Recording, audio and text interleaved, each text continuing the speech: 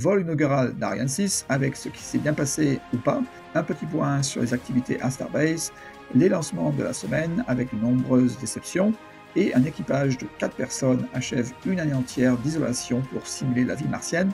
Je suis Christophe Paget pour Espace News et voici votre actualité spatiale.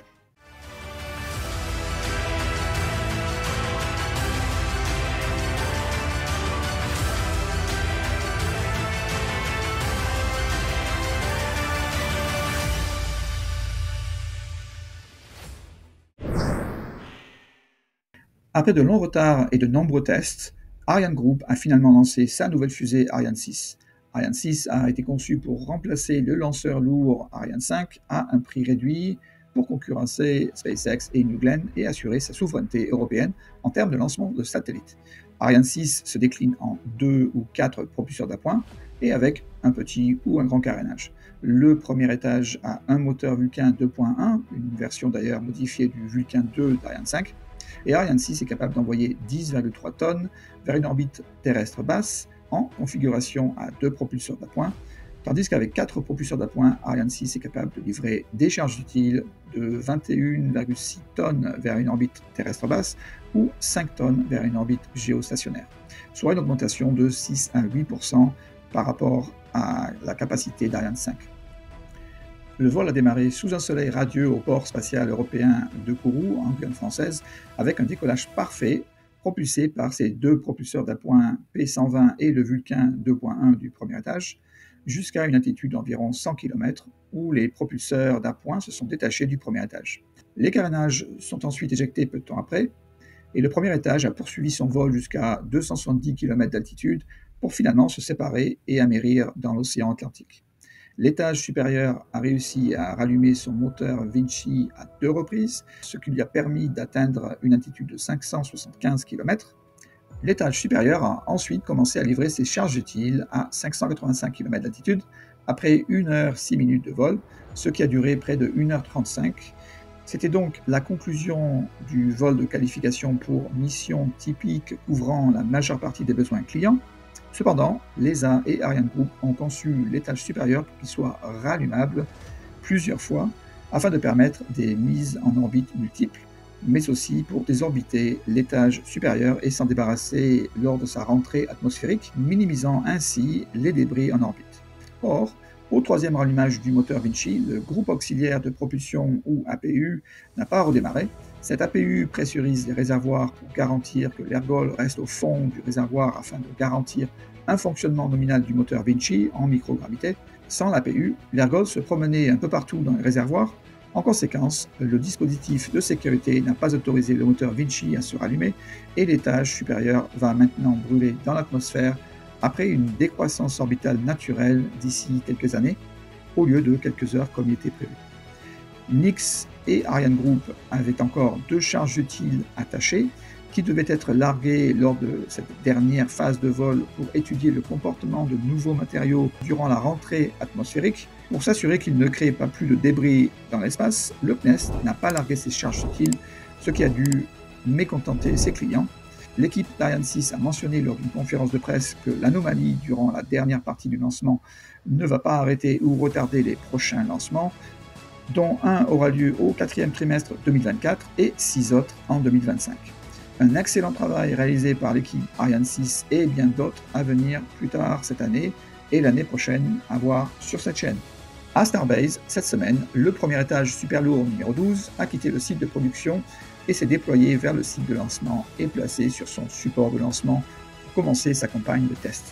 Le premier test était en fait un test cryogénique, l'un des tests requis pour le prochain essai en vol intégral numéro 5. Et à propos, Elon a récemment mentionné que l'essai en vol numéro 5 aurait lieu dans un mois, ce qui était exactement ce qu'il a mentionné il y a un mois déjà, ce qui signifie cette fois un lancement début août 2024. Si j'étais vous, je ne réserverais pas votre vol pour Starbase dans l'immédiat si vous envisagez d'assister à un tel lancement, car les dates pourraient encore être retardées. On reste au site de lancement où la première section de la tour Mekazila numéro 2 a été placée au sommet de sa base, nouvellement construite. Et sur le reste du site, j'ai pas grand chose d'autre à vous montrer car c'est la même chose que la semaine dernière. L'organisme indépendant de la NASA, le GAO, ou en anglais Government Accountability Office, a examiné la partie du système d'alunissage humain, ou HLS, d'Artemis 3 il y a un certain temps déjà, mais les informations ont mis plusieurs mois à nous parvenir. Ils ont conclu que SpaceX serait inévitablement en retard dans la livraison de son système d'alunissage humain, nécessaire pour l'équipage du SLS pour sa mission Artemis 3 prévue en septembre 2026. Ils ont mentionné que le planning de SpaceX est irréaliste et ont expliqué qu'il y a 70% de chances que SpaceX puisse livrer au mieux en février 2028 et sinon beaucoup plus tard. Firefly a été engagé pour lancer une charge utile pour la NASA dans les 24 heures suivant l'attribution du contrat. Il s'agissait d'une fusée Alpha lancée depuis la Californie pour la mission Noise of Summer. Le lancement a eu lieu le 4 juillet, environ 96 heures après l'attribution du contrat. La fusée était en fait prête à être lancée dans les 24 heures, mais a souffert d'un problème dû à une connexion défectueuse de l'équipement de soutien au sol, qui a été rapidement réparé. Donc bravo quand même à Firefly pour cette prouesse. CASC a envoyé le même jour sa Long March 6A depuis la Chine pour sa mission Tianhui 502. Le 8 juillet, SpaceX a lancé une Falcon 9 depuis la Floride pour sa mission Turksat 6A. Le premier étage a volé pour la 15e fois et a atterri sur un drone ship. Le 9 juillet, le CNES a lancé avec succès le vol inaugural d'Ariane 6 depuis la Guyane française comme évoqué précédemment. Et le 11 juillet, iSpace a lancé son Hyperbola 1 depuis la Chine pour sa mission Xigang 1. Malheureusement, le 4e étage de la fusée a mal fonctionné et la charge utile a été perdue. Le dernier lancement de la semaine était celui de SpaceX avec une Falcon 9 depuis la Californie pour une mission Starlink Group 9.3. Le premier étage a atterri sur un drone ship pour la 19e fois. Décidément, ce n'est pas une bonne semaine, car après les anomalies d'Ariane 6 et Hyperbola 1, le moteur du deuxième étage de la Falcon 9 a subi le même sort et n'a pas pu se rallumer pour augmenter son altitude. En conséquence, les satellites Starlink ont été déployés sur une orbite plus basse que prévu, et SpaceX tente de contacter ces satellites et d'élever leur orbite avec leur propulseur ionique embarqué, mais cela réduira inévitablement leur durée de vie. En résumé, cette semaine, 2 lancements de fusées américaines sur 3 ont été réussis, portant à 84 le nombre de lancements de fusées américaines réussis. Une fusée chinoise sur 2 a réussi son lancement, ce qui porte le total de fusées chinoises réussies à 30. Et une fusée européenne a été lancée avec succès, ce qui porte désormais le total à 2. Resteriez-vous à l'intérieur d'une maison pendant 1 an, sans visiteurs, sans sortir pour aller au cinéma ou au restaurant ou même faire des courses? Eh bien, c'est exactement ce qu'une équipe folle de 4 personnes a fait. Pourquoi? Au nom de la science et à la préparation à occuper la planète Mars. En effet, la NASA lance 3 études, chacune d'elles d'une durée de 1 an, pour comprendre la capacité humaine à vivre isolée avec peu de choses et rien d'autre. La liste de ce dont ce groupe a été privé est très longue, et pourtant, ils l'ont fait. Quelle réussite et courage pour de tels volontaires. Ce n'était pas une télé-réalité, c'est réellement arrivé. 368 jours isolés dans un complexe constitué d'une maison imprimée en 3D, similaire à ce que la NASA s'attend à construire avec les ressources martiennes, une fois qu'elle aura un véhicule pour transporter les équipements et l'équipage vers Mars.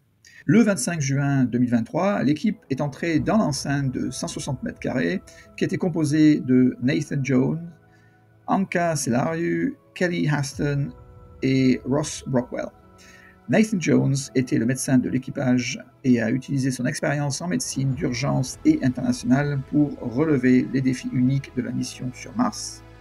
Anka Selariu a apporté son expertise en tant que microbiologiste à la marine américaine, avec une expérience dans la découverte de vaccins viraux, thérapies génétiques et maladies infectieuses. Kelly Haston, le commandant de la mission, est une chercheuse scientifique qui construit des modèles de maladies humaines. Elle a dirigé des projets innovants basés sur les cellules souches, développant plusieurs types de cellules pour travailler sur l'infertilité, les maladies du foie et la neurodégénérescence. Son rôle était essentiel pour maintenir le moral de l'équipage et assurer le succès des opérations quotidiennes d'après la NASA. Ross Brockwell, l'ingénieur de vol de la mission, s'est concentré sur l'infrastructure, la conception des bâtiments et le leadership organisationnel. Sa formation en ingénierie des structures a influencé son approche de la résolution de problèmes liés à l'habitation. Je vous laisse avec cette étonnante forme spatiale, la nébuleuse planétaire Jones Amberson 1. Elle est le résultat d'une étoile mourante de type Soleil, située à quelques 1600 années-lumière de la Terre, soit 15 milliards de kilomètres, vers la constellation du Lynx.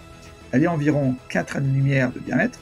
Le centre de la nébuleuse planétaire est ce qui reste du noyau stellaire, une étoile naine blanche, également connue sous le nom de PK 164 plus 31,1. La nébuleuse est faible et très difficile à apercevoir avec l'oculaire d'un télescope. Mais cette image profonde, combinant plus de 12 heures de temps d'exposition, le montre avec des détails exceptionnels. Jones Amberson 1 disparaîtra au cours des prochains milliards d'années et sa chaude étoile naine blanche mettra des milliards d'années à se refroidir. Vous pouvez voir également en arrière-plan de nombreuses étoiles et galaxies, dont certaines se trouvent dans notre propre galaxie, la Voie lactée. Voilà, merci d'avoir regardé votre épisode d'Espace News. Je suis Christophe Paget. Au revoir et bonne semaine.